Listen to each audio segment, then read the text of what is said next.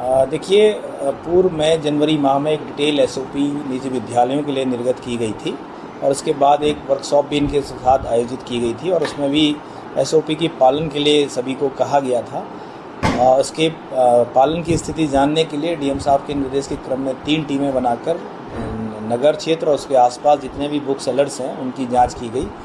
और उसमें हम लोगों ने ये देखा कि कई जो विद्यालय हैं उनमें pre nursery, play group, LKG, UKG की क्लासेस संचालित हो रही हैं और उसमें पुस्तकें भी लगाई गई हैं।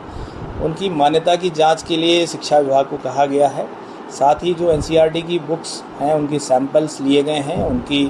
आईएसबीएन नंबर के साथ उनकी वैधता की जांच की जा रही है। तीसरा, जिन विषयों में एनसीईआरटी अपना बुक पब्लिश नहीं करती है उनके लिए विद्यालयों द्वारा अपने स्तर से अन्य पुस्तकें लगाई गई हैं। उनके जो रेड लिस्ट हैं वो भी बुक सेलर से हम लोगों ने प्राप्त किए हैं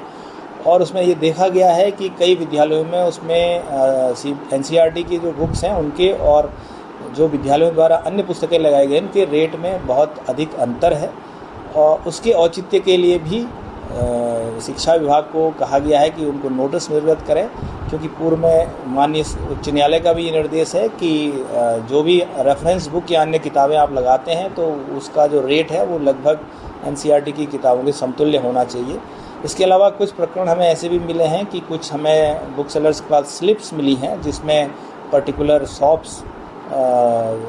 का डिटेल दिया गया है, उस पर स्कूल के स्टैम्प्स हमें मिले हैं। तो इन सभी एविडेंस को इकट्ठा करके मुख्य शिक्षा अधिकारी को भेजा गया है और आगे उनके स्तर से इसमें कार्रवाई की जाएगी।